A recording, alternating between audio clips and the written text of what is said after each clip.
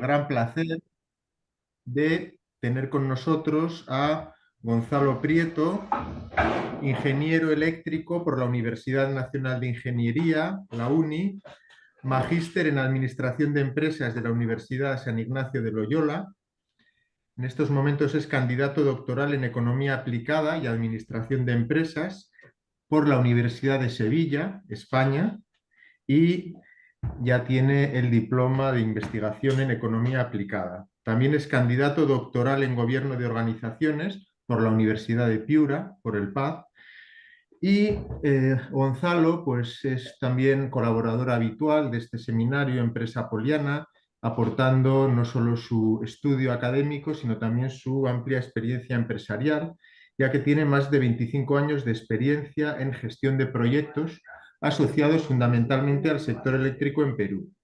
En la actualidad se desempeña como gerente general de Princosa, empresa reconocida en el sector eléctrico. Pues bueno, pues Gonzalo, tienes la palabra.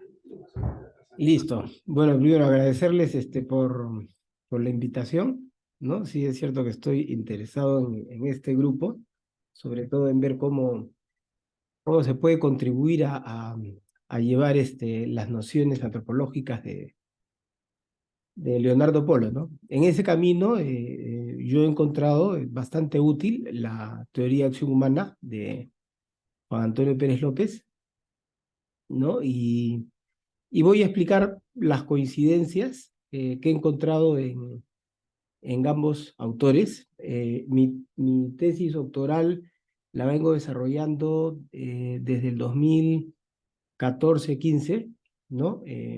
Mi demora se debe a mi carga empresarial, o sea, mi carga laboral, no a poco tiempo tengo para trabajarla. Es la formalización de la teoría de acción humana. O sea, el objetivo es poder diagramar esa teoría de acción humana con las contribuciones de Leonardo Polo a esta teoría. Voy a compartir un archivo que me va a permitir explicar un poco la... Se ve mi archivo, ¿no? Se ve. Sí, Gonzalo, se ve, sí. Ya, perfecto. Entonces, yo empiezo.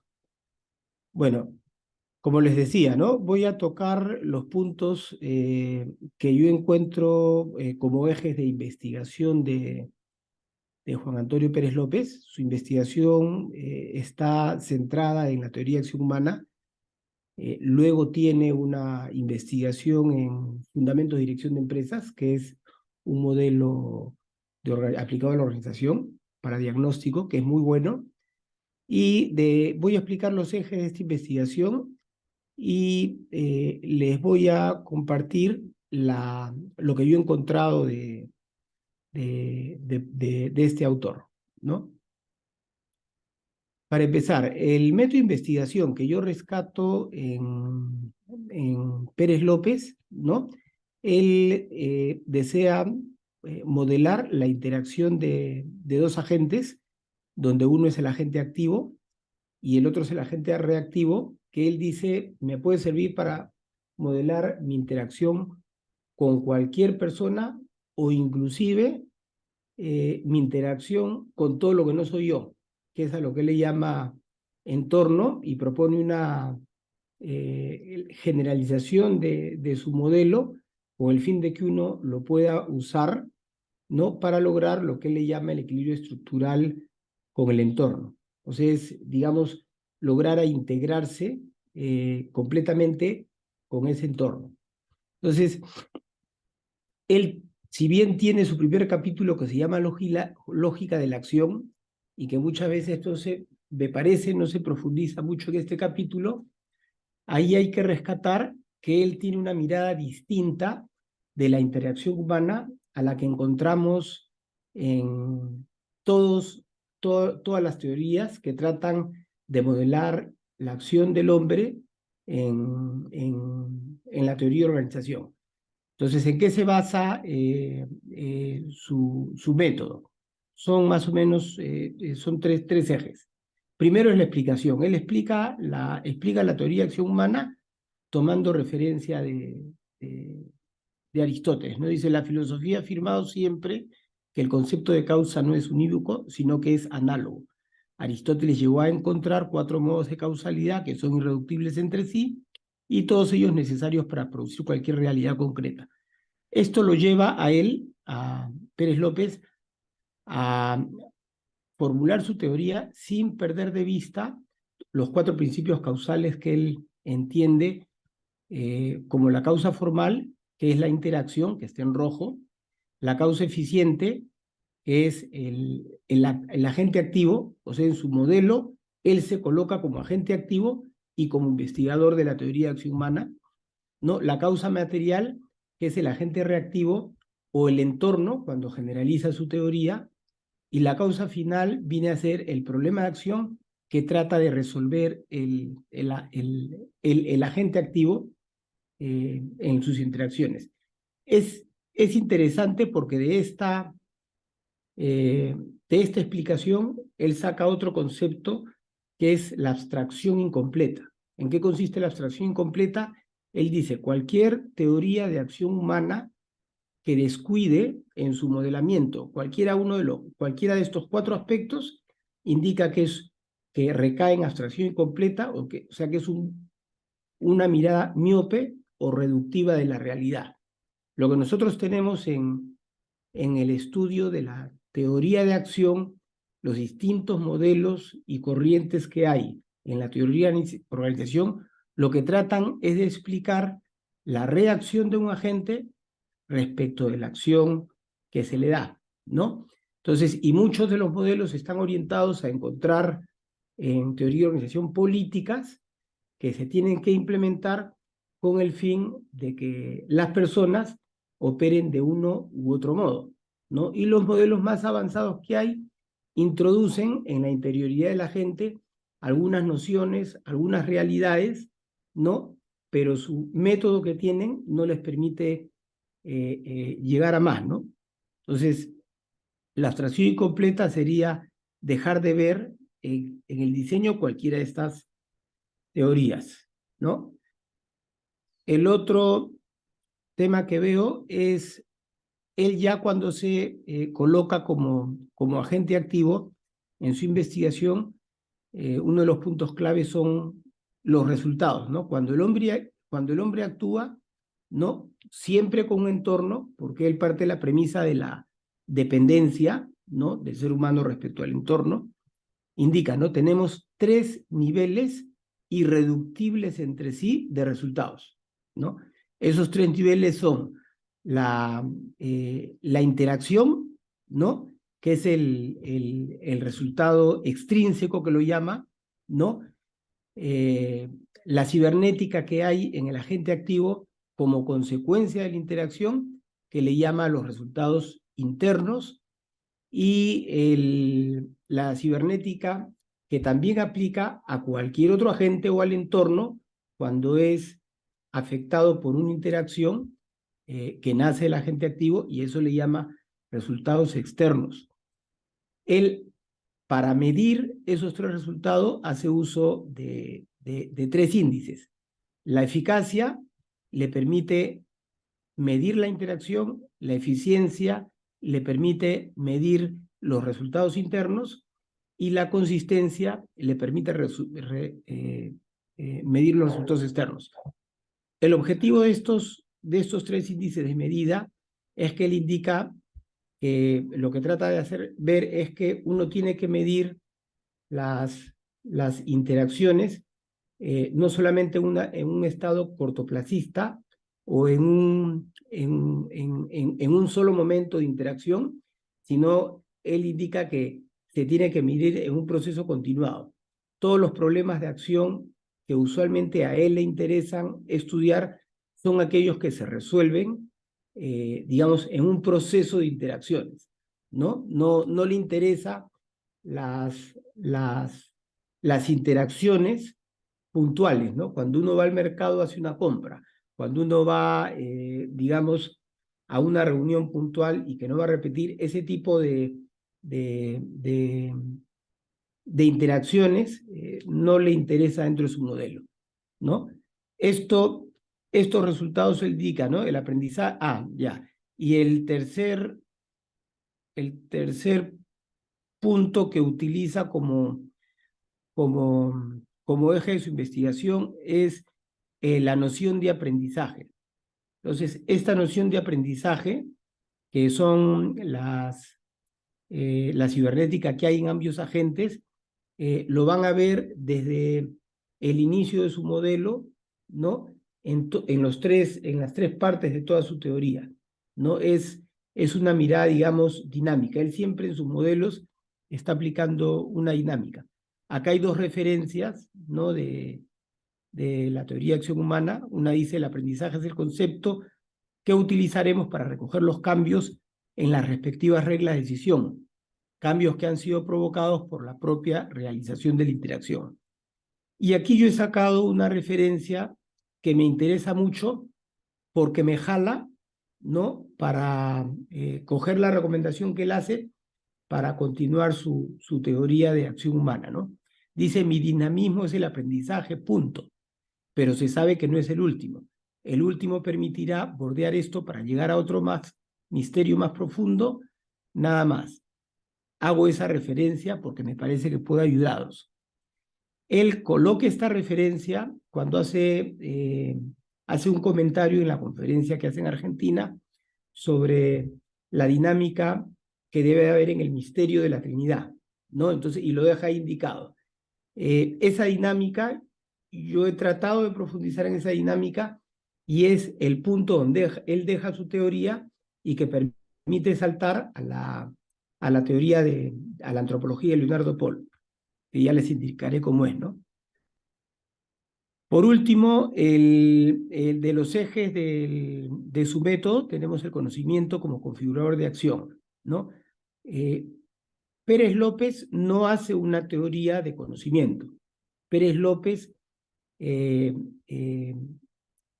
diseña el constructo conocimiento, ¿no?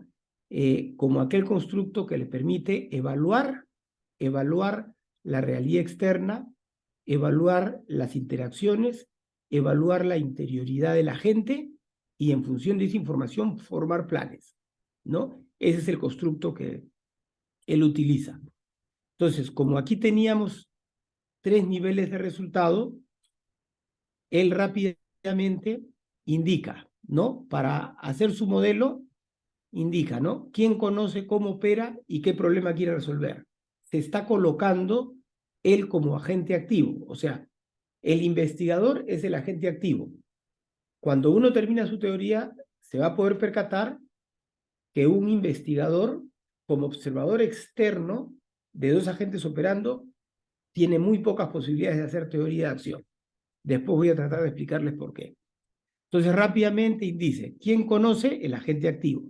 ¿Cómo conoce? ¿Cómo opera y qué conoce? Cuando yo quiero conocer las interacciones, mi conocimiento es directo por percepción. Cuando quiero conocer los resultados internos, o sea, digamos, la cibernética que hay en el agente activo como consecuencia de la interacción, indica que se conoce por experiencia. Es un conocimiento directo. Y cuando se quiere conocer la cibernética del otro agente, se conoce, digamos, como indirecto y como por experiencia, por experimento. Entonces, esos son los 3, digamos, métodos de conocer que él usa en todo su libro, ¿no? El objetivo de explicar esos métodos es un poco que cuando uno ve las teorías de acción humana, cuando ve el modelo basado en la gente, el ABM, que utilizan mucho para hacer simulaciones, los que hacen teoría de acción humana en teoría de organización, nos vamos a percatar que tienen un modelo de acá, tienen las interacciones, pero automáticamente el investigador está como agente externo. Pérez López lo que busca, de alguna manera, es la lectura que yo le doy, es resolver esa dificultad, ¿no? ¿Y qué problema quiere resolver? Problema estructurado, el equilibrio estructural con el entorno. ¿Cómo opera? Tiene 3 constructos: la capacidad operativa, que le permite, digamos, este conocimiento, formular planes y dejar todo listo para operar, para obtener resultados extrínsecos, la capacidad evaluativa interna, que está relacionada a la evaluación de la propia cibernética humana, y la capacidad evaluativa externa, que está direccionada a conocer la interioridad del otro agente. Aquí he dejado también unas señas de lo que dice el autor. Dice, nosotros no vamos a abordar la cuestión desde otro punto de vista. Nos interesa el desarrollo del conocimiento humano como instrumento para la resolución de problemas reales, problemas que se resuelven a través de procesos de interacción, ¿no? El modelo del agente libre que obtengo, mejor dicho, del autor, basado en los puntos anteriores, ¿no? Rápidamente, guiándose también de lo que dice Leonardo Polo y de lo que indica Juan Fernando Seyes en 2 tomos que tiene, uno es Conocer y Amar, y el otro es Hábitos intelectuales y volitivos de la inteligencia, no, Hábitos de la inteligencia y la voluntad, que es una exposición que él hace prácticamente de la esencia humana desde la visión de Tomás de Aquino. Entonces, en esas ideas de estos 2 autores, ¿no? Se dice que para diferenciar métodos de conocer o modos de conocer, no los puedo diferenciar desde los objetos, ¿no es cierto? Y si yo diferencio potencias, las puedo diferenciar por la diferencia de operaciones, ¿no? Pérez López más o menos sigue esa misma línea, ¿no? Entonces, él indica, como tengo 3 niveles de resultados, ¿no? Identifica 3 métodos de conocimiento, entonces rápidamente uno encuentra 3 niveles en la memoria de la gente, ¿no? Porque la interioridad del sistema, la más compleja que yo veo, en mi punto de vista, no es la esencia humana, sino es el constructo de la sensibilidad interna, que le llama Polo, o el constructo de la capacidad operativa, que le llama Pérez López. No, esa es la memoria. En principio podríamos llegar a la conclusión de que Pérez López plantea una memoria con 3 niveles, bien discernidos, ¿no? Un nivel, ¿no? Tendríamos donde el agente tiene los modelos de captación de la realidad o los modelos de percepción que se conoce de una manera, ¿no? Con un método específico. Otros serían los modos de actuación propia del agente activo y los modelos mentales que nos hacemos del otro agente o del entorno con el que interactuamos. Entonces, este punto para mí es crucial porque a mí me permite de arranque entrar a poder descubrir cómo debe estar mapeada la data que hay en la memoria, ¿no? O sea, la memoria que obviamente tenemos todos, ¿no? Entonces, tenemos datos de parecido, tratando de juntar las 2 teorías, ¿no? Y datos de alteridad, ¿no? O sea, información con intencionalidad de parecido, información con intencionalidad de alteridad. Pérez López tiene una manera muy interesante de evaluar las satisfacciones. Indica que al ver 3 niveles de conocimiento, hay 3 niveles de satisfacciones. La satisfacción percepcional, la interna y la externa. Cuando el hombre actúa con otro agente libre, o sea, con otra persona, le llama a estas satisfacciones estructurales, a las 2 superiores, ¿no? ¿Cómo se forma? Los constructos que utiliza Pérez López es experiencia y percepción para el nivel de las interacciones, experiencia, y hay varios constructos, uno de ellos es interiorización para los modos de actuación propia, y el experimento, que incluya ambos conocimientos para poder llegar a conocer, ¿no? La interioridad del otro agente.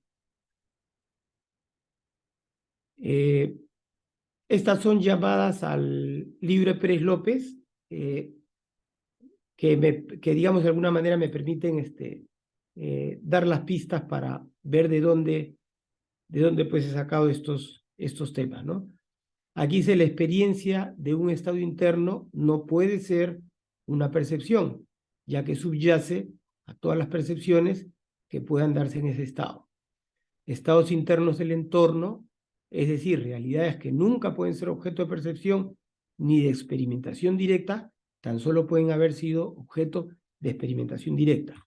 Entonces tengo tres realidades distintas y él mismo te está diciendo que son tres métodos de conocer distintos. O sea, en Pérez López encontramos, digamos, con una mirada atenta rápidamente la congruencia metódico-temática y la dualidad metódico-temática en el conocimiento humano, que él lo utiliza como conocimiento para configurar la acción humana. Entonces, de aquí yo lo que he empezado a desarrollar, rastreando todos sus temas, son los contenidos de la memoria, ¿no? En principio, él trata de hacer ver que uno de los objetos de su investigación es, digamos, parte de una premisa. Todo aquel que toma una decisión, ¿no?, sobre, en sus interacciones con las personas, dice que tiene implícita una antropología. Entonces él dice, no, yo lo que voy a tratar de hacer es ayudar a los directivos, que es su objetivo, ¿no?, para que logren explicitar, ¿no?, aquellos modelos mentales que les sirve de base para interpretar la realidad, ¿no es cierto?, y para tomar sus decisiones. Entonces, de eso me valgo para agarrar, indicar que tengo 3 niveles de memoria, y de su teoría trato de diferenciar los contenidos de esta memoria, ¿no? Tendría un nivel, la memoria percepcional, otro nivel que sería la memoria de la capacidad evaluativa interna, y otro nivel que sería la memoria de la capacidad evaluativa externa. Rápidamente se ven dos tipos de datos. Transversalmente, estos serían sus métodos de conocer, ¿no? Y verticalmente tendríamos dos modos de conocer, ¿no? Un modo de conocer aspectual, que son las formas sensibles. Este constructo coincide con Polo Varena. Las formas de operar, me parece que están en Antropología 2, de Leonardo Polo, ¿no? Y las formas abstractas, que tienen cierta coincidencia con la abstracción, con la vía de la generalización, en la vía racional de Polo Varena. Entonces, este sería la componente del conocimiento aspectual, y este sería la componente, el conocimiento según inclinaciones, ¿no? Él indica que las satisfacciones propiamente son la información que el mismo agente forma al interactuar con el entorno, ¿no? Entonces, tenemos satisfacciones percepcionales, satisfacciones estructurales internas y satisfacciones estructurales externas. Él incluso menciona que estas satisfacciones se pueden descomponer en 3 niveles. El primer nivel es el que Polo también descubre rápidamente, que es la adecuación de la interacción, digamos, lo que él le llama el sentido, ¿no? Pérez López lleva esa noción de adecuación, la lleva al operar humano, cuando opera aquellas operaciones que subyacen a todo lo que es la percepción.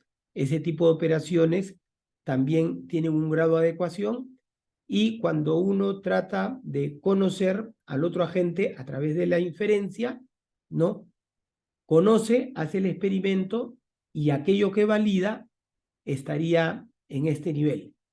Y como el hombre interactúa muchas veces, todas las veces que confirma su modelo irían en el componente de certidumbre, y los costos que a la gente, los costos de oportunidad para hacer sus experimentos estarían en este nivel de profundidad. Entonces, para Pérez López, el tema de los afectos y los sentidos son un modo de conocer según las inclinaciones, que indica que se desdobla en tres, ¿no? En tres tipos, ¿no? Y en tres niveles. Esta forma de presentar analítica es solamente ilustrativa, porque obviamente las dos componentes son componentes de una misma realidad, ¿no? Los niveles y tipos son componentes de una misma realidad, ¿no? Entonces, no es que esto esté, digamos, disociado, ¿no? He dejado acá, los contenidos de la memoria son formas presentadas por las operaciones, formas intencionales e inclinaciones, intencionalidad de la operación, ¿no? Y los modelos mentales en el momento histórico de la gente, que le sirven para interpretar su mundo, según el problema de acción de la gente, que en este caso que estoy diagramando es el lograr el equilibrio estructural, ¿no? Hay un autor en el 86, dos autores, cuando uno revisa la teoría de conocimiento, y busca los puntos de inicio de ese teoría de conocimiento, se puede encontrar a un artículo que lo citan varios autores, que es la lógica dominante de Prajanath y Betis, creo que es del 86, ¿no? Ese señor, esos señores hacen un estudio tratando de encontrar el porqué del éxito y fracaso de las organizaciones, ¿no? Allá por el año 86 hacen un estudio longitudinal tratando de profundizar en esta teoría de recursos y de ventajas competitivas. Entonces esos autores encuentran en el 86, ¿no? El eje fundamental del éxito o fracaso de las organizaciones no son necesariamente los recursos o las ventajas competitivas, sino la concepción que tienen los directivos y las decisiones que toman según los modelos mentales que tienen de todas las realidades, ¿no? Inclusive hace referencia a que esos son filtros de captación de la realidad. Pérez López en el 93 nos hace la diagramación de todo eso. Entiendo que sin citarlo, porque él parte de Tomás de Aquino y de Aristóteles, como bien lo indica, ¿no? Métodos y modos de conocer, de formación de la memoria. Aquí tenemos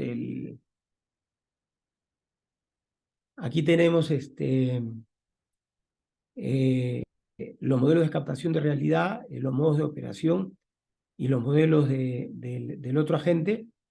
Y aquí ya empiezo a explicar lo que les decía, ¿no? Tengo un modo aspectual de conocimiento, que es el tema de las formas de parecido, el conocimiento intencional, y los modos inclinativos, que son las formas de alteridad, ¿no?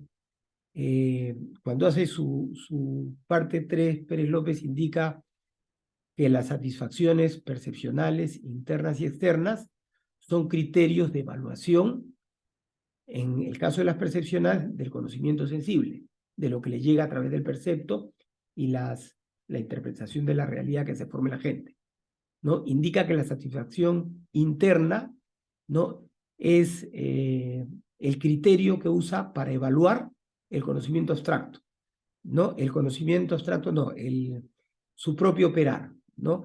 Y la satisfacción externa, ¿no? Es aquel sentimiento o afecto que se tiene hacia las otras personas. Pérez López, digamos, racionaliza y explica que se forma como consecuencia de la evaluación y certidumbre que tenemos de los experimentos que hemos hecho para confirmar el estado interno del otro agente, ¿no?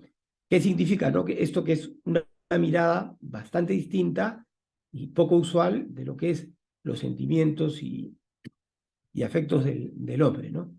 Tenemos acá un conocimiento percepcional, un conocimiento experimental y un conocimiento experimental.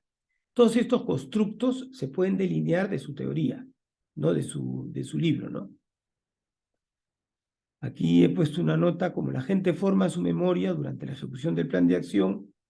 Cómo el agente forma su memoria durante la ejecución del plan de acción. Ya, acá lo que quería hacer ver es que cada uno de nosotros, en la medida que hagamos uso de nuestro conocimiento para configurar nuestras acciones, para certificar nuestros modelos, somos los responsables de los contenidos, ¿no?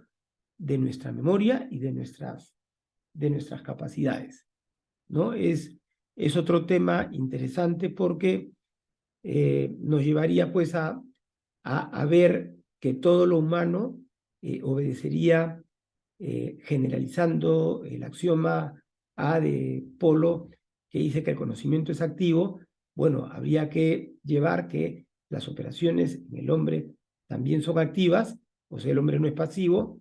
La cibernética en el hombre también es activa, o sea, generalizando esa concepción o haciendo un análogo, ¿no?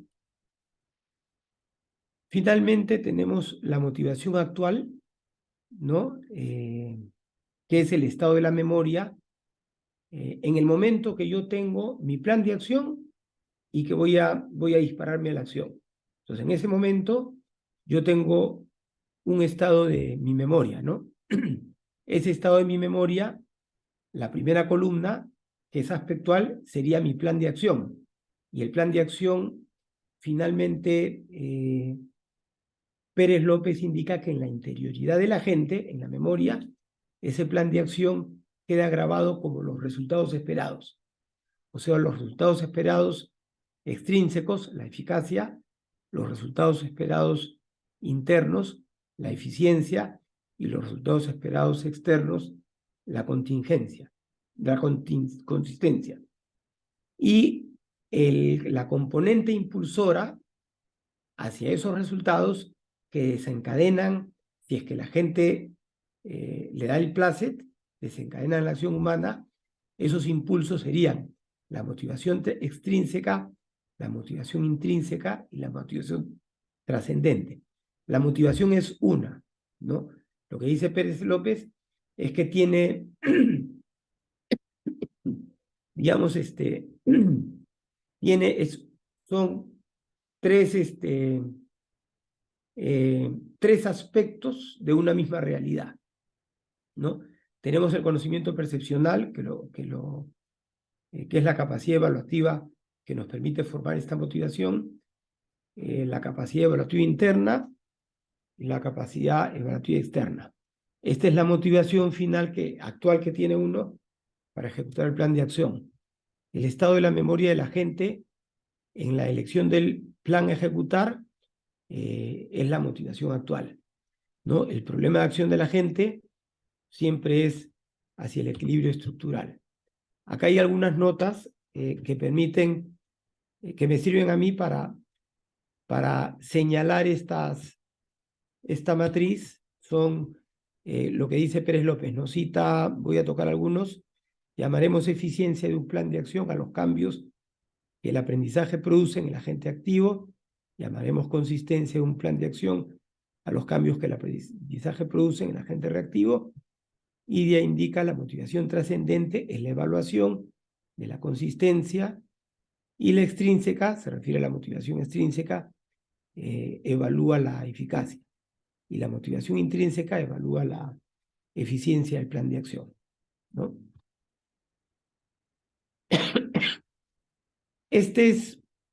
Como yo estoy tratando de formalizar la teoría de acción humana, esto no sale de Pérez López, esto sale de Polo Varena, ¿no? De Pérez López, lo que sí se puede obtener es que el percepto que llega a la gente, ¿no? Pérez López indica que no se puede confundir con las interacciones que están afuera, ¿no? Entonces, y te indica las consecuencias digamos, de no tener en cuenta esa gran diferencia, ¿no? Entonces, en la sensibilidad, como yo estoy haciendo un modelo, ¿no? Tengo que discernir ámbitos. Entonces, en el proceso de interacción, yo tengo el ámbito físico. En este nivel están todas las interacciones externas al hombre, el ámbito de la sensibilidad externa, de la sensibilidad intermedia y el ámbito de la sensibilidad interna. Entonces, lo que yo estoy modelando, tomando Apolo Varena, son, digamos, los 5 sentidos, ¿no? Que son como el instrumento de medida que tiene el hombre para captar la realidad que es externa a él, ¿no? Ese instrumento de medida, ¿no? Nos da una muestra, ¿no? Digamos, de la vista, del oído, del tacto, del olfato, ¿no? Nos da una muestra, ¿no? Esa muestra, Leonardo Polo hace una referencia a una cierta permeabilidad formal, ¿no? En este punto son las formas de lo externo que coinciden en el órgano, en la forma natural del órgano del sentido externo. Es lo que dice, ¿no? Adicionalmente, ¿no? Estas formas indica que son aspectuales, hace referencia, porque eso también lo estoy mapeando, hace referencia a la mancha, a la figura, al número, al motus, ¿no? Son cuatro notas de cada una de las formas que están en este nivel, ¿no? Entonces, acá nosotros tenemos los 5 sentidos a la hora de hacer un modelo, ¿no? Los 5 sentidos vienen a ser instrumentos de medida que nos toman una muestra sin afectar a lo que es externo. Ese es lo que les indiqué, la especie impresa, ¿no? Y además el sentimiento o el sentir que jala cada una de esas muestras, que Polo Varena dice que es la adecuación de la operación o la adecuación de la interacción con el órgano.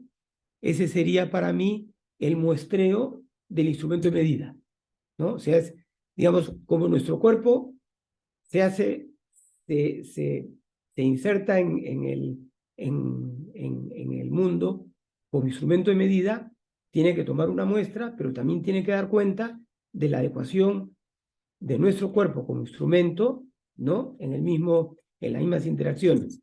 Entonces, esa es la primera referencia que saco de la explicación de ese sentir que acompaña al objeto visto, al objeto oído, al objeto tactado, lo que fuera. De ahí tenemos en este nivel, en el ámbito de la sensibilidad intermedia, tenemos este operador, viene a ser el sobrante formal, ¿no? De cada uno de los sentidos. Y aquí tenemos finalmente la operación objeto, que lo pongo en 2 numeritos porque uno es mi operación objeto, o sea, aspectual, y el otro es el sentir que lo acompaña. Y la conciencia sensible viene a ser la integración de todos estos sentidos. Y lo interesante de llevar este modelamiento y tratar de hacer una matriz de datos acá es hacer ver que lo que llega, o sea, el percepto, el continuo del percepto, es tan pobre que cuesta mucho trabajo descifrarlo.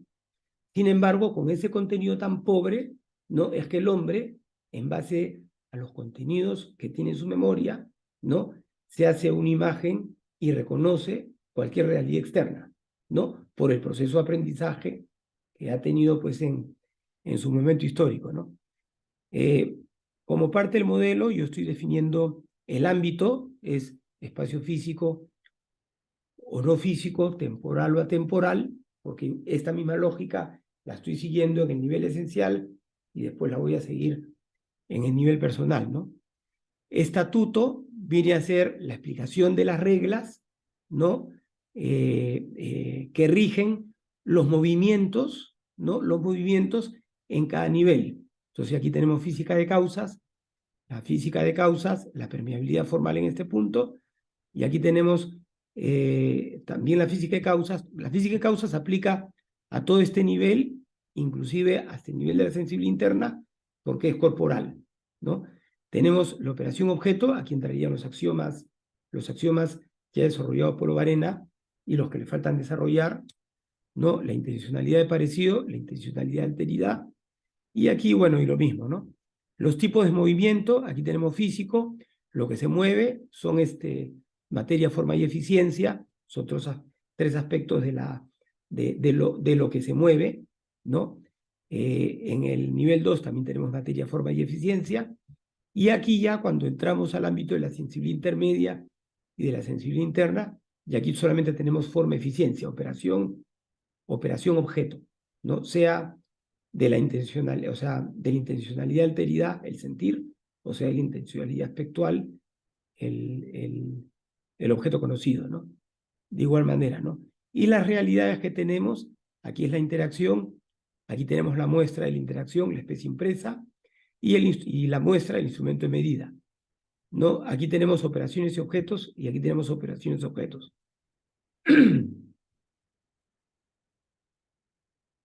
Este es una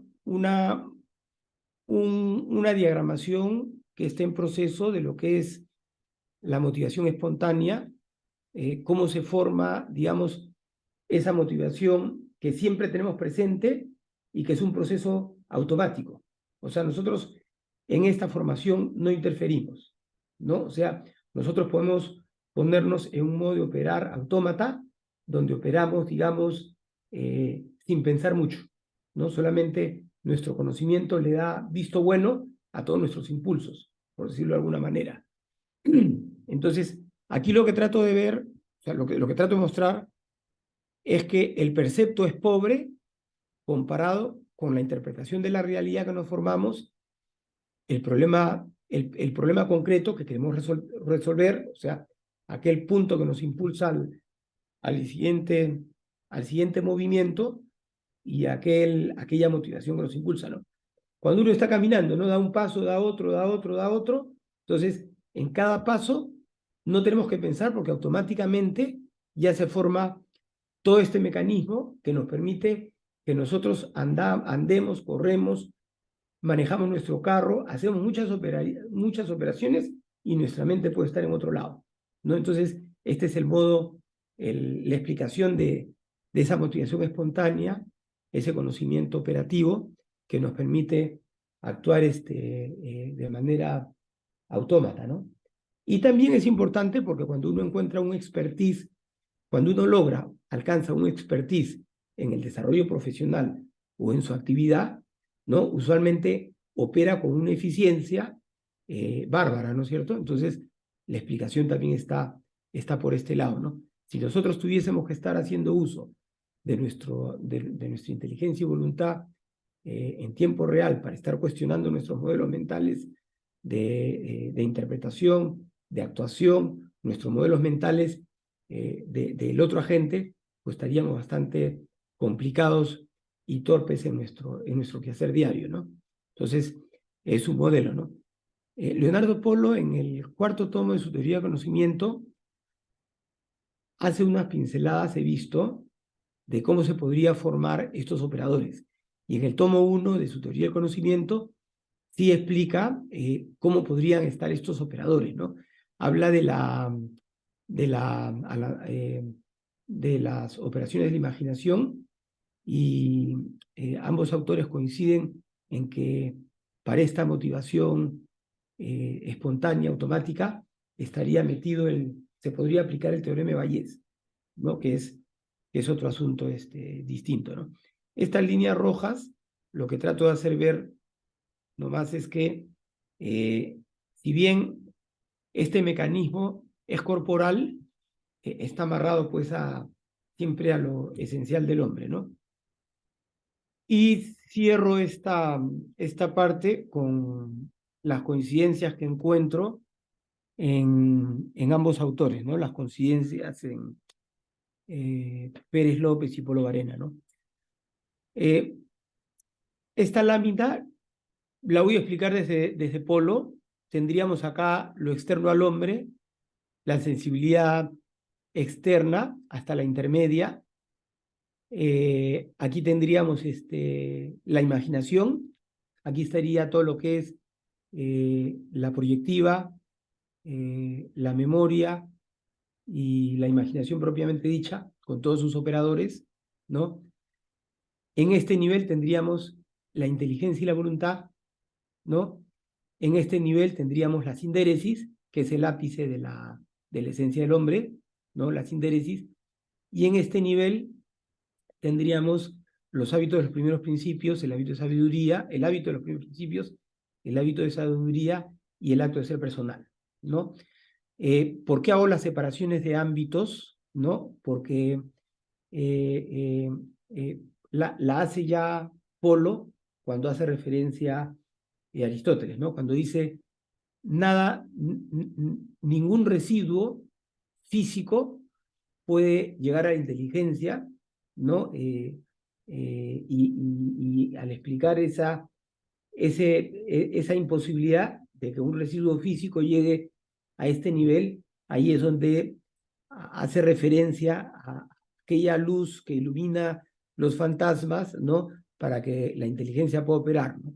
Entonces, Polo Varena en el acceso al ser, en el ser uno, en antropología 1 y 2, es donde yo he encontrado con cierta nitidez lo que sería esa primera luz, digamos, que me permite iluminar los fantasmas, ¿no?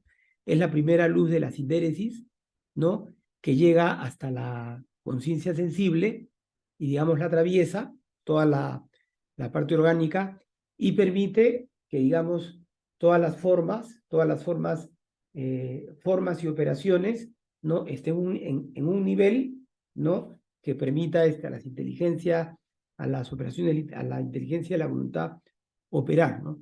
Entonces, esta línea trato de representarla como ese sustrato, ¿no? Es ese punto donde llegan todas eh, eh, eh, esas formalidades, ¿no?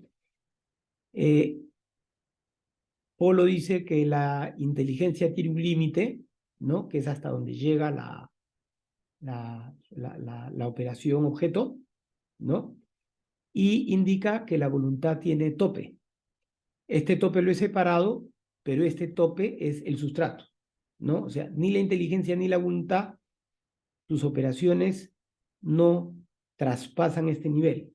Entonces, las operaciones de la inteligencia y la voluntad llegan a este límite y las operaciones voluntarias llegan al tope.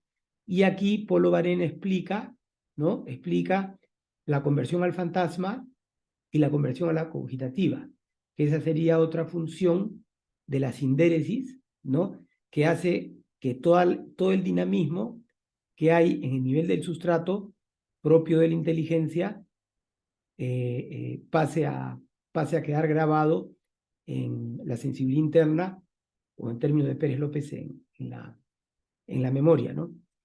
Para mí ese es un tema novedoso en Polo Varena, porque no, la verdad es que cuando lo descubrí en Polo me pareció una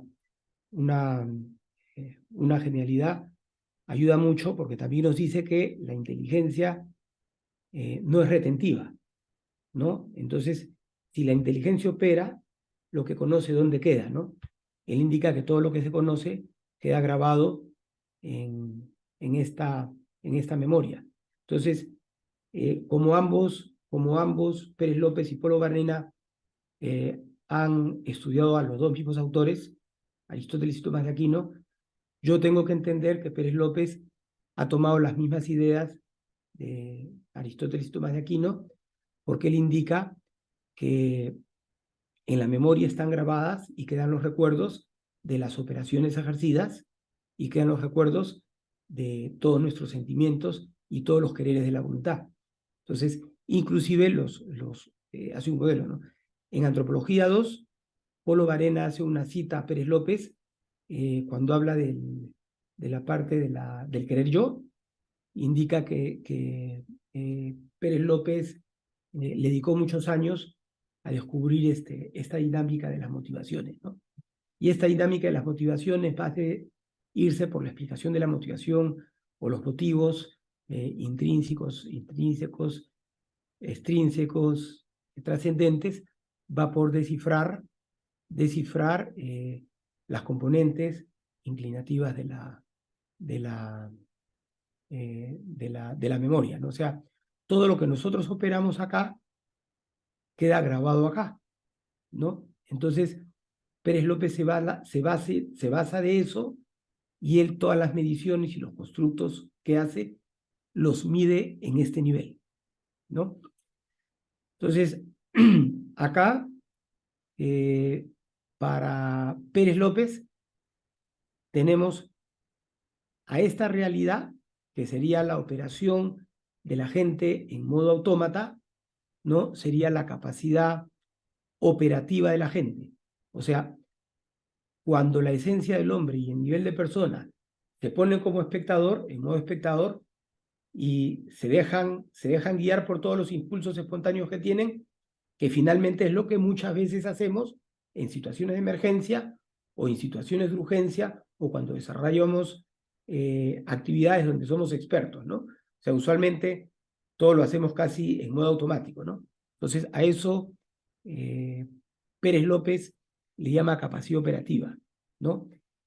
En este nivel, Pérez López hace uso de tres constructos, ¿no? Uno es la potencia operativa, ¿no? Está acá, otro es la potencia de gobierno y otro es la potencia efectiva. Entonces, yo trataba de encontrar, yo no estudio filosofía, yo trataba de encontrar cómo es que la inteligencia puede estar metida en estas dos potencias y la voluntad en estas dos potencias. Y yo aquí tengo una virtualidad instrumental que es inclinativa y aquí tengo una virtualidad estructural que es inclinativa.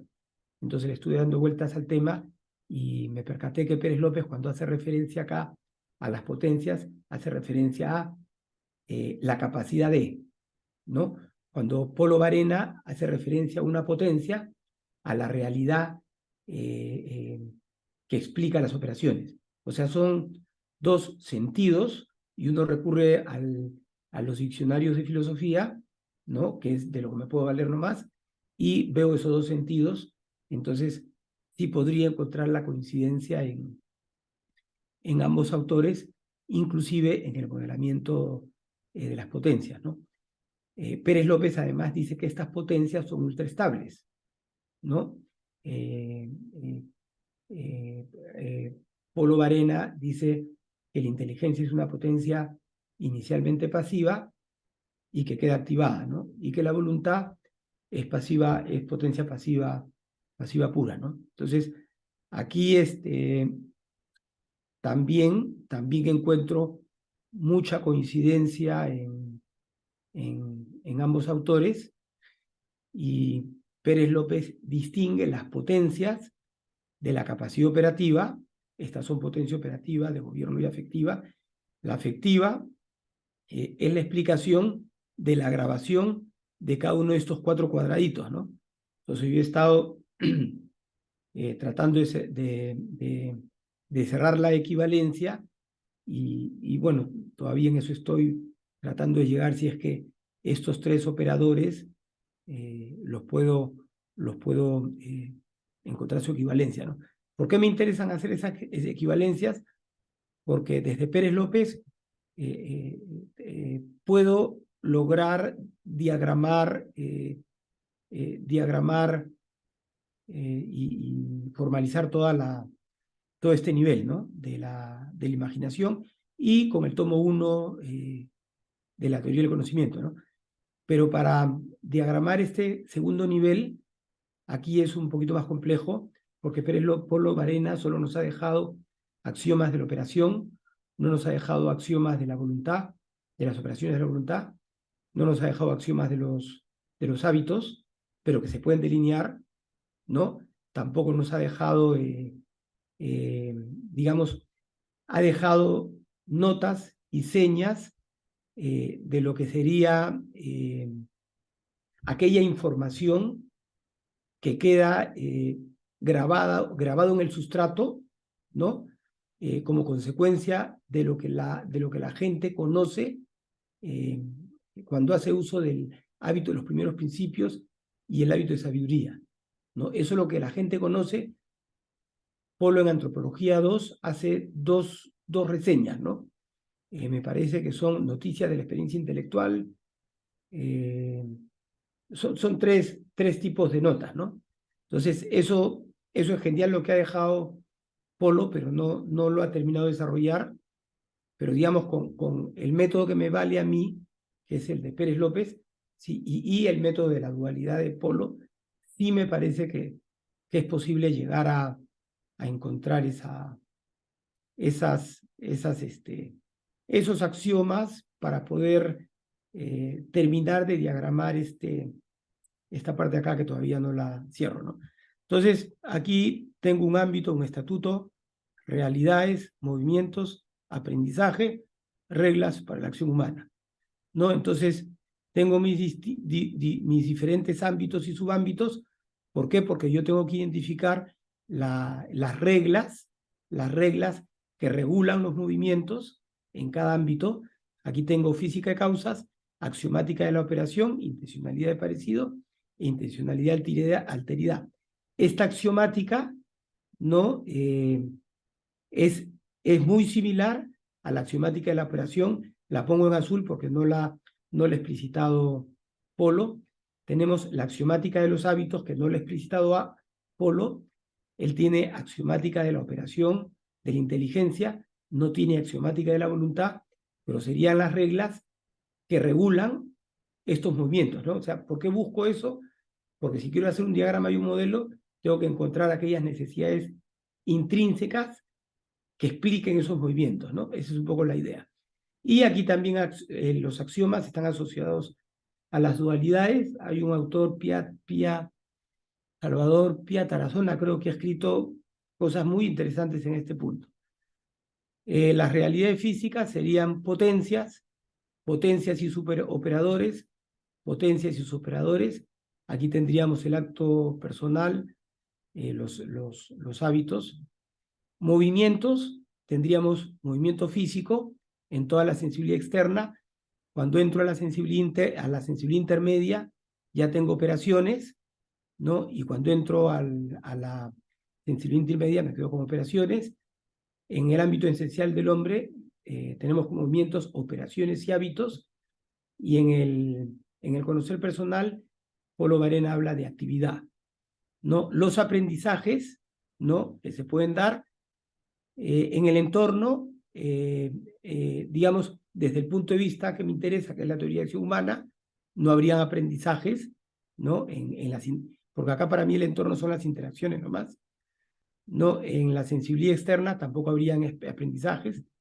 En la sensibilidad intermedia es un aprendizaje temático, o sea, nosotros nacemos con todas las posibilidades en este nivel y los crecimientos que podemos tener en este nivel, el aprendizaje es temático, o sea, los temas que vienen aportados por la inteligencia y la voluntad y los temas que, que vienen aportados por el lado de la interacción con todo lo que no somos nosotros, ¿no? Con lo que está afuera, ¿no? En el nivel esencial, en principio, solamente hay aprendizaje metódico, que son los hábitos, pero como les digo, en Antropología 2, Polo Varena nos deja tres señas de información que estaría pasando por la noción de la dualidad, del hábito de los primeros principios, del hábito de sabiduría, hacia la sindéresis y que estarían fijadas en el sustrato, ¿no? Por eso es que pongo acá en azul que eso hay que desarrollar. Y el acto de ser personal, que su aprendizaje, como es actividad, necesariamente tiene que ser metódico. Ahí no puede haber nada temático. Las reglas para la acción humana, Pérez López determina los teoremas del equilibrio estructural, se le llega al punto donde dejó Pérez López su teoría, se desarrollan los distintos modos de operación y cuando uno llega al modo de operación con racionalidad abierta, ¿no? Podríamos llegar que en ese punto el hombre en este nivel, cuando toma una decisión para un problema complejo, dejando todas sus posibilidades ejecutadas, todos sus mejores planes de acción, ¿no? Tiene que cumplir los 3 teoremas de Pérez López, pero tiene que tomar una decisión porque puede tener varios planes, o puede tomar la decisión de salir de ese problema y meterse en otros problemas. Entonces, necesariamente esa información tiene que venir del nivel de la libertad de la persona, ¿no? ¿Qué información toma la persona? Que no sea de este lado, del lado hacia abajo, para tomar esas decisiones. Ahí tendríamos que encontrar los axiomas del equilibrio estructural, ¿no? Es lo que la lógica donal de origen, de destino. Polo deja algunas señas. Hay un colega español que ha hecho una tesis doctoral sobre ese tema. Hay varios que ya están dándole vueltas a la explicación de esa dinámica, ¿no? Bueno, yo creo que ya me he extendido, sí. Yo solamente quería, para cerrar, explicarles, tengo la teoría de conocimiento, la estudié entre el 2006, 2002 y 2006, y la volví a revisar entre el 2012 y 14, ¿no? Los problemas en los que está dando vueltas son problemas de base, epistemología, ¿no? Es esos problemas que esa teoría está dando vuelta, digamos, no terminan de discernir lo que es conocimiento, verdad, certeza, ¿no? Que ya está discernido en Pérez López y está discernido en Polo, ¿no? No terminan de discernir en lo que es conocimiento explícito, conocimiento tácito, incluso algunos autores hablan de conocimiento implícito, ¿no? Pérez López y Polo Barrena dirían que es información implícita y no es conocimiento implícito. Polo te diría que el conocimiento tácito es la operación la operación que se oculta, ¿no? O sea, la operación y el hábito. Y el conocimiento explícito es lo manifestado por la operación, ¿no? Y en el caso de Pérez López, también ha resuelto esos problemas epistemológicos, ¿no? Otro problema epistemológico que encontramos en esa teoría de conocimiento es si el conocimiento se adquiere o sobreviene por la experiencia, ¿no? Si el conocimiento es actual o procesual, ¿no? Si el conocimiento es social, idiosincrático o individual, ¿no? Y lo que sigue el modelo de Noka Takeuchi, la transferencia de conocimiento tiene un modelo CESI. Entonces, todas esas dudas y discusiones que hay en la teoría de conocimiento ya están resueltas, ¿no? Por Pérez López y Polo Barrena, ¿no? Entonces, por eso es que a mí me parece que al integrar estos autores le podemos dar un aporte a esa teoría de conocimiento y a la teoría de organización que anda dando vueltas sobre el ABM y sobre inmensidad de modelos de agentes. También son asuntos que se pueden abordar fácilmente por estos autores, ¿no? Bueno, yo los dejo ahí porque ya creo que me he extendido mucho. No sé Muy bien, Gonzalo. Pues nada, muchas gracias. Realmente tocas muchísimos temas, ¿no? La acción humana, la empresa, todo lo que nos has contado. Bueno, pues es muchísimo. Abrimos un poco turno de preguntas y de diálogo. Veo que Genara ha levantado la mano. Hola, no sé si me escuchan porque Sí, estoy muy bien, Genara, muy bien. aterrizando en el aeropuerto de Lima porque tengo clases en Campus Lima y por eso he pedido la palabra con el perdón de todos porque es que si no ya luego me tengo que ir a clase. Em, Gonzalo, quiero felicitarte sinceramente porque estoy muy conmovida por todo lo que has venido investigando en estos años. Dices que no te ha dejado el tema laboral, pero ya quisiéramos algunos podernos meter tangencialmente y sacar lo que tú has sacado. Felicitaciones de veras. Y solo dos pequeñas cuestiones. La primera, como ha dicho antes Herlín, tocas muchos temas y eso, según me hizo ver don Leonardo, es la clave para darse cuenta cuando hemos topado con una línea de investigación fecunda. Porque, como decía ayer en un tribunal de tesis de la Universidad de Navarra, cuando en el 92 llegué a Navarra, don Leonardo me paseó por los jardines de la universidad y me hizo ver los diferentes árboles. Y me decía que una línea de investigación era parecido a un árbol, que cuanto el tronco estuviera mucho más robusto, las ramas se multiplicaban y se podían las aves sostener en ellas, ¿no? Y entonces yo veo que tú tienes un tema muy fecundo, precisamente porque toca muchísimos temas que me parece que justifica mucho una línea de investigación para que luego de ahí salgan 10, yo he ido anotando y tengo como 20 temas de tesis entre lo que has ido diciendo. Entonces, mi primera cuestión es simplemente animarte a que pongas, como dicen los grandes pintores, la última pincelada y que puedas presentar una tesis que te permita luego acompañar a otros doctorandos para que hagan las siguientes tesis. Es decir, que,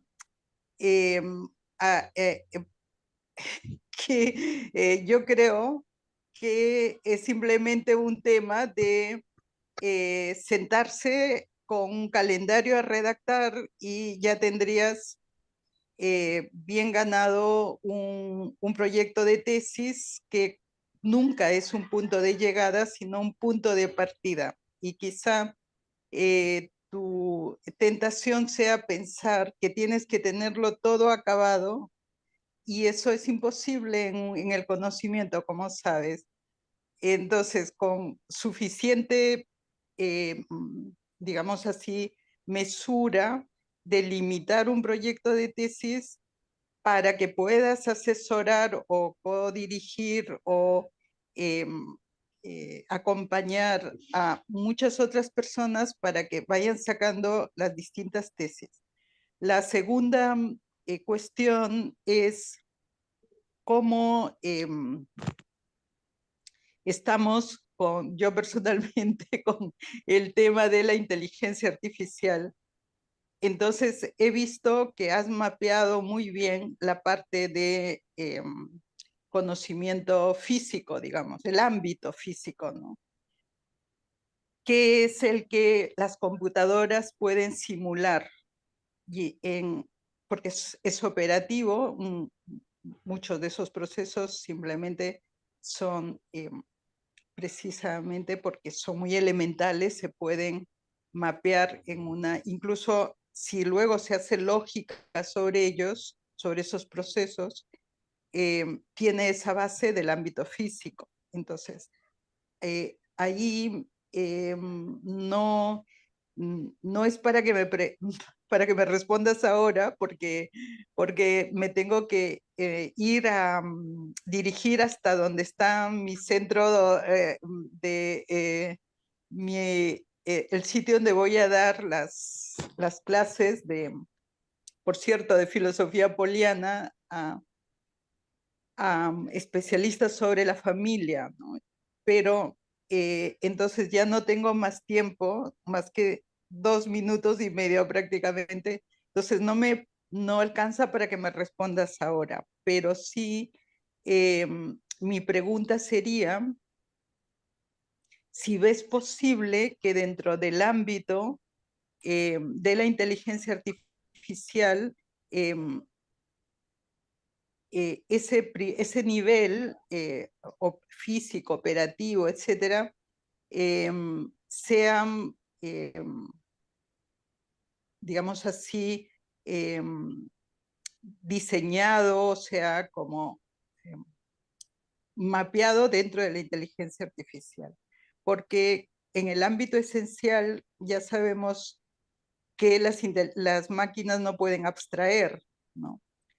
Sí pueden hacer procesos lógicos, pero hay procesos del ámbito de la esencia que no, ahí no, las máquinas de por sí no tienen intelecto agente, no pueden iluminar las imágenes, no pueden abstraer.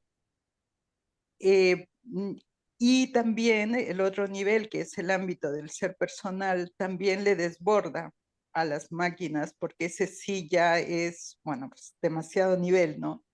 Pero sí en algún momento, como es muy difícil, primero que poderte contactar y luego poderte escuchar.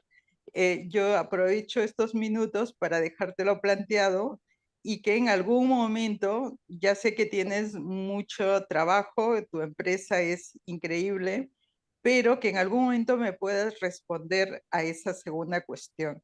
Y en la primera, simplemente animarte, Gonzalo, porque tienes muchísimo que dar y esa línea de investigación da mucho de sí. Además que has unido a dos autores que eran muy amigos. Yo lo he visto en Navarra, en Pamplona. Coincidí con ellos dos cuando diseñaban el doctorado de la acción directiva y que lo diseñaron ellos, ¿no? Y qué es lo que luego tú llevaste, pero ya adaptado en el PAD de Lima. Pero eran tan amigos, se entendían tan bien, coincidían en muchísimas cosas, que yo creo que sería un homenaje a ambos el hacer una tesis que recogiera las coincidencias que ya en vida las tenían y que se veía una amistad entrañable. Eso lo hemos visto, sería larguísimo contar. Bueno, nada más me tengo que ir. Perdón a todos por la fineza de darme ese pequeño espacio, porque si no, ya no tengo otro, tengo que aprovechar la oportunidad. Un abrazo a todos y ya luego la grabación me la pasará alguien y ya la podré escuchar, ya no así caminando por el campus, sino ya bien y detenidamente. Muchas gracias, Gonzalo, muchas gracias, Cernín, muchas gracias, Luis, y nos vemos en la próxima reunión de Empresa Poliana. Muchas gracias a ti, Genara. Gracias a ti, Genara. Gracias. No sé si Gonzalo quiere comentar algo, aunque sea breve. Sí, el tema de la inteligencia artificial es un tema interesante de tratar. Es, digamos, ya hay varios modelos de acción que tienen, pero es el modelamiento, digamos, en ese nivel que dice genera, sí se puede llegar a hacer. Lo único que tienes que hacer es meter información a una máquina y, o sea, ya hay programas de ajedrez, ¿no? Por ejemplo, ¿no? Que son los más complejos, ¿no? Pero si uno quiere la inteligencia artificial y llegarla a meter a un robot, ahí sí la ciencia tiene que desarrollar todavía algún algoritmo genético, ¿no? Entonces, digamos, cómo agarras y le metes una suerte de célula, ¿no? De célula que te permita hacer esos movimientos que se hacen en el nivel del ámbito físico, que digamos, podrían llevar a hacer las máquinas más rápidas sin recurrir a lo físico, ¿no? Pero sí, bueno, en ese nivel ya la inteligencia artificial está recontra desarrollado, ¿no? El chat GTP creo que le llaman, esa es una muestra, ¿no? Esa es una barbaridad lo que hace ese programa, ¿no? O sea, poder replicar un examen de admisión, poder hacer tesis, poder hacer informes, es bárbaro, ¿no? Ese sería mi comentario. Muy bien, pues tenemos ahí unas cuantas manos. Me vais a permitir dar primero la palabra a Cristian, Silvia y Luis. Cristian, Sí, si primero que puedes, nada, si puedes prender tu cámara para que te veamos. está bien. Primero que nada, la causa formal vendría a ser la interacción entre dos objetos. Sí, la noción de causa formal es filosófica. O sea, Aristóteles, según narra Polo Varena, para explicar, digamos, el movimiento como realidad, define 4 causas, ¿no? O sea, tú tienes la materia, ¿no? La materia, la forma, la eficiencia y la causa final, ¿no? Que es el orden, ¿no? La explicación de por qué todo se mueve es la causa final. La eficiencia es el movimiento puro y el que se mueve es la materia y la determinación de ese movimiento sería la forma. Entonces, esa es una noción filosófica. Ok, entonces es la causa eficiente, el movimiento puro, ¿no? Sí, Ya, sí, entonces, cuando hablabas de que luego de la interacción en el ámbito físico se presenta la sensibilidad externa, la sensibilidad intermedia y la sensibilidad interna, ¿te refieres estás hablando de 3 causas, eficientes o te estás hablando de objetos de una causa eficiente? ya. Lo que pasa es que tú tienes si yo me pongo en la interacción, ¿no? La interacción es entre lo que está a la derecha, que es un agente, digamos, y lo que está a la izquierda, que es otro agente. Entonces, yo como agente interactúo, ¿no? Y interactúo con el otro. Entonces, las interacciones son la causa formal.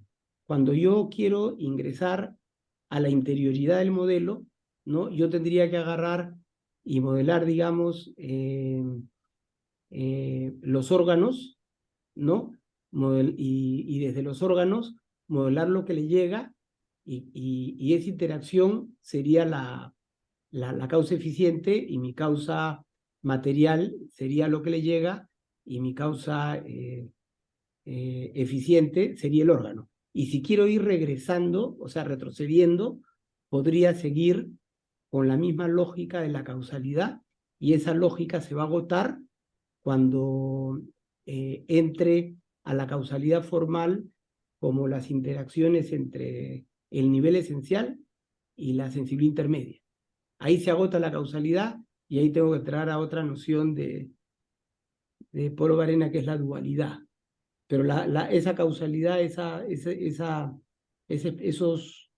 modos de causalidad en el hombre se agotan cuando dejo lo físico.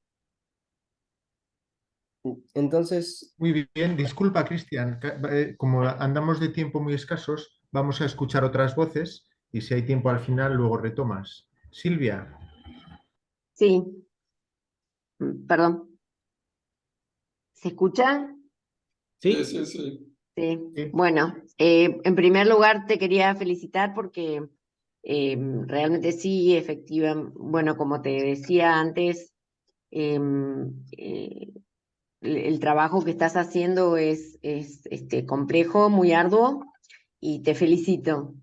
Y algunos comentarios a modo de sugerencia y porque también tuve la suerte de estudiar a Pérez López y de estar presente en esa misma conferencia que mencionaste en Argentina en el 92, en la que habló bueno, estuvo 10 días y y el último día habló sobre el tema de la Trinidad que mencionaste.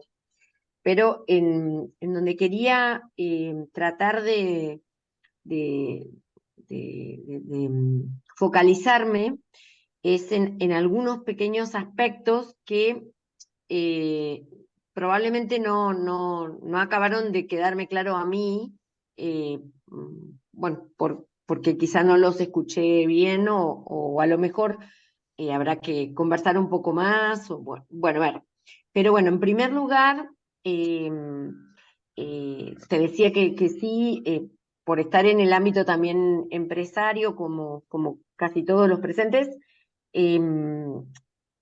bueno, estudié a Pérez López y después al haber estudiado Apolo, a ver, lo que entiendo en primer lugar es que está muy bueno poder ponerlos en coincidencia, a ver en qué coincidieron, porque eran grandes amigos, pero tenían una mirada diferente, o si querés, distinta, ¿sí? Por aquello de distinguir. Pero, en primer lugar, eh, porque el modelo antropológico que propone eh, Pérez López, más bien creo que habría que llamarlo un modelo humanista, porque no alcanza lo antropológico personal, ¿no? Sino que él se interrumpe el modelo, vos también lo has explicado, lo interrumpe en la virtud y en la ética, ¿sí? Entonces, claro, cuando uno lo quiere estirar a cuestiones que son personales, a cuestiones que hacen al ser de la persona, quizás ahí fíjate un poco, yo igualmente voy a ver, después los voy a ver más despacio, esos cuadros que me parecen muy interesantes, y él ha hecho un gran esfuerzo, pero el punto es que es digamos, al quedarse, al interrumpir el modelo en la virtud y en la ética, es muy loable en la actividad y todo lo que desarrolló, pero justamente al tratar más del hombre que de la persona, el modelo pierde, pero eso no quiere decir que no se le pueda sumar, pero lo que pierde es que no introduce lo propio de lo personal innovador, cambiante, irrepetible, abierto a más, ¿no? Que eso es el ser personal. Entonces, de hecho, el mismo Pérez López indica que su modelo está anclado en lo aristotélico, y la antropología aristotélica no es completa. Entonces se explica al hombre con el tener, desde el tener, pero no se tiene en cuenta que el ser de la persona es dar y es esperar, que es lo propio de una antropología profunda y personal y de la intimidad, y que esa limitación del planteamiento tiene consecuencias en cuanto a las potencialidades del planteamiento propio que hace Pérez López. Quiero que me entiendas que no es una crítica, sino que es muy poquito el tiempo y no me puedo extender. Entonces, en ese punto, lo que se me ocurría, te lo dejo, a lo mejor te puede servir, por lo menos a mí me sirvió bastante para poder comprender esos puntos de convergencia entre ambos autores, pero también el mismo Leonardo Polo, él ha explicado en un artículo que se llama El hombre en la empresa, trabajo y retribución. Ahí él explicita, y bueno, y en algunos otros textos en donde conversa sobre el modelo de Pérez López, que de todos los modelos es el más completo que podemos encontrar, porque supera también al modelo de Chester Barnard, pero es un modelo humanizante, no es un modelo antropológico, y por tanto, a veces me parece que en algunas apreciaciones o cosas que te escuché, tal vez puede mezclarse cuando expresaste cuestiones vinculadas a la voluntad, a la inteligencia, estas mismas preguntas que te hacía recién Cristian, parecería que hay un poquito de mezcla entre el ser del cosmos y la causa eficiente, la tetracausalidad, y el ser personal, que tiene una dinámica distinta. Entonces, ahí a lo mejor se puede hacer un poco de confusión, porque, digamos, el modelo queda en un nivel de esencia y no de acto de ser. No sé si en algo puedo aportar en ese sentido, pero me parecía que al no acabar el modelo de anclar en una mirada de la persona, pierde algunas cuestiones que son muy, muy ricas, como esto que mencionaba antes sobre la capacidad o el ser personal rico que da, que acepta, que da en dones y que innova, etcétera, etcétera. Y cómo la libertad que es personal atraviesa y cómo es la que va interviniendo en el hacer humano, en la esencia, que es nuestro tema, ¿no? Que son los temas de la esencia, de la empresa, de las manifestaciones, pero desde una perspectiva un poco más alta. Entonces, puede completarse. Hay puntos en donde, sin duda, el mismo Polo, en este artículo que te mencioné, él habla de las motivaciones extrínsecas, intrínsecas y trascendentes que son las que desarrolla Pérez López, y explica cuál es el punto en donde se puede enriquecer un poquitito, o enriquecer más que un poquitito, se puede enriquecer esa perspectiva de la motivación. Pero bueno, no sé si son cuestiones muy, muy, muy importantes, pero estamos ya un poco fuera de tiempo. Sí, yo también estoy fuera de hora, pero bueno, lo que quería... Sí, entonces yo propongo silenciar a Luis. Io se posso arrivo. Sí, Luis, yo propongo recoger un poco las aportaciones, la tuya, que hable Ignacio también ha tenido algo que lo voy a leer, Luis, y después tú, Gonzalo, de todo esto nos haces porque veo que son cuestiones profundas, ¿no?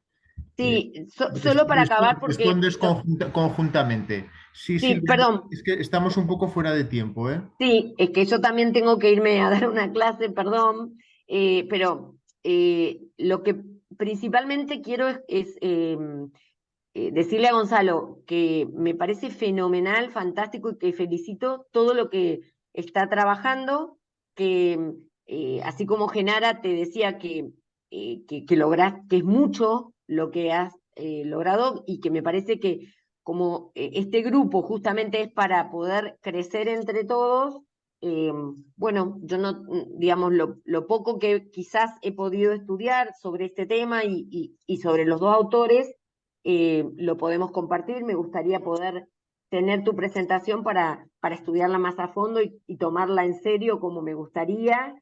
Y bueno, y después seguir, no espero que haya una respuesta ahora, Cernin, no hay problema, sino más bien que esto sea un ámbito de conversación y de crecimiento, que bueno, uno tiene que tomarse el tiempo, ¿no? Pero bueno, te felicito y por supuesto yo te pasaré lo poco que tengo y me gustaría recibir tu material. Nada más, eso. Muy bien. Gracias a todos y Vale. disculpen que me tengo que retirar, pero tengo una clase. Sí, nos quedan 5 minutos. Vamos a intentar Sí, también que ahí está. Me quedo esos 5 minutos. Sí, que sean breves. Entonces, si quieres, Luis, comenta un poco. Bueno, yo seré muy breve. Te aconsejaría, Gonzalo, que hablaras con Sellés sobre el tema de la teoría del conocimiento, porque Sí. hay que distinguir entre postulado y axioma. No es que Polo haya dejado cosas abiertas, sino que Polo descubre que es imposible axiomatizar algunos temas. Por ejemplo, la inteligencia como facultad, Polo renuncia a axiomatizarla. Y Selles explica que esto es así porque se pueden axiomatizar solo los actos. Y por el mismo motivo tampoco es posible axiomatizar la voluntad. La voluntad. Pero yo no quiero dar lecciones, yo lo que quiero, o sea, yo estoy estudiando con Selles y un grupo específico, una vez al mes vamos viendo capítulo por capítulo, él nos los va explicando. Estamos en el volumen 2. Todo este tema ya salió en el volumen 1 y Selles nos lo explicó con mucho detalle, es decir, lo que se puede y lo que no se puede hacer. Está claro que siempre se pueden hacer postulados, pero una cosa son los postulados, se pueden hacer postulados de la voluntad, se pueden hacer postulados de la inteligencia. Los ámbitos adquiridos, o sea, allí donde hay potencialidad no se puede axiomatizar, según Polo. Entonces, yo lo que aconsejo es, ya que hay estas ganas de investigar estos temas hasta el final, pues el que ya sabe mucho de esto, que es Selles, yo pues eso, Sí. dejaría que se le contactara.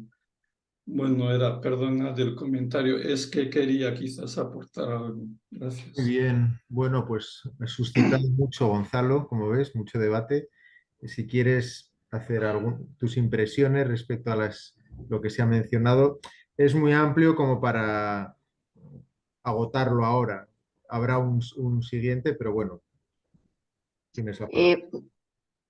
Algo pregunta. No, Silvia, no, vamos a dejarle a Gonzalo, es que nos quedan 4 minutos. No, una pregunta de Jiménez Montero, que escribió. Bueno, sí, pero es que no tenemos tiempo. Yo les agradezco sus comentarios. Voy a pasar esta presentación, ¿no? Es una investigación, como les dije, que está en desarrollo, ¿no? Hay aspectos que hay que mirar con mucho cuidado. Por eso es que a mi asesora que genera no le he entregado nada todavía, porque no, justamente por eso, no hay cosas que uno quiere hacer, pero tiene que delinearlas bien para poderlas presentar, ¿no? Sí hay diferencias radicales entre uno y otro autor, ¿no? En términos generales, Pérez López lo que hace es modelar la dinámica de todo lo corporal y esencial del hombre. No llega, o sea, llega a la sindéresis, a la distinción de la sindéresis con las potencias y a la distinción de la libertad que se manifiesta en las potencias. Ahí llega Pérez López y ese es el punto de donde hay que jalar y hay que encontrar la manera de jalar ese hilo bien y conectar a Polo, porque el tema de Pérez López es que modela una teoría de acción humana con una regla que son sus 3 teoremas, punto, ¿no? Entonces, cuando uno llega a la libertad, ¿no? Y quiere operar, digamos, desde la libertad, hay mucho más que definir. Entonces, pero esas reglas, digamos, sí son aplicables al operar humano, pero digamos, desde el ser personal, las trasciende, ¿no? Las trasciende completamente y las rige, ¿no? Entonces, lo que hay que encontrar es, si es que uno quiere encontrar seguir desde Pérez López para dar ese pasito al ser personal, es encontrar cómo es que rige y trasciende esas reglas. Y con eso se abre lo que mencionabas, esa capacidad de dar de la persona, la lógica pues de destino del ser personal, ¿no? Todas esas cosas, bueno, hay que seguirlas, ¿no? Pero a mí me parece, de lo que he revisado a ambos autores, Pérez López hace un buen modelo que puede ser ampliado Pérez López no modela el conocimiento humano abstracto, modela el conocimiento experimental. O sea, es el otro conocimiento por la práctica. Entonces, hay que hacer esas distinciones y ver si vale la pena meter el otro conocimiento, ¿no? Pero, bueno, el tema es interesante, puede dar para más y hay que seguir adelante, ¿no? A mí lo que me gusta de esto es que yo me he metido a esto porque habían problemas que encontré en la teoría de acción humana, en la gestión del conocimiento, y encontré problemas en los modelos de agente que usa la teoría de organización. Entonces, esa es la motivación que me ha llevado a profundizar acá. Entonces, por eso es que les digo que para mí ese es el camino. Eso es todo, Sergio. Es Bueno, correcto. pues nos queda las intervenciones de Ignacio, que ha tenido que salir, que nos ha pedido que te felicitemos, Gonzalo, y ha dejado 3 puntos, y los voy a leer. En Polo, el movimiento puro es el ser del mundo, la persistencia. La concausalidad es el análisis del movimiento puro, esencia del mundo. 2. El problema es que Pérez López y Polo aplican las categorías aristotélicas a 2 temas diferentes. Pérez López a la interacción persona. Polo es más aristotélico y lo aplica a la física de las causas. 3. Es difícil crear un modelo del ser personal para entender el ser personal. Los modelos son conocimientos objetivos y para acceder al ser hay que abandonar el límite mental. Dicho de otro modo, el ser del hombre no se puede modelizar, hay que entenderlo. Bueno, y después también se ha hecho un comentario sobre las interacciones puntuales que no entendía Daniel por qué se desestiman. Pero bueno, pues esto trae mucho y como se decía, ha habido muchísimas cuestiones y lamentablemente el tiempo se nos ha echado encima. Hemos excedido 10 minutos lo previsto, pero bueno, agradecerte muchísimo, Gonzalo, a ti y al resto de Un aplauso. participantes. Sé que habría mucho más. Un aplauso. Gracias. Y estas cuestiones creo que continuarán saldrán, las retomaremos en nuestra próxima sesión, si os parece. Sí. Muy bien. Muy bueno, muy bueno. Un saludo Gracias. para todos. Adiós. Gracias. Gracias, hasta luego. Nos Adiós. vemos.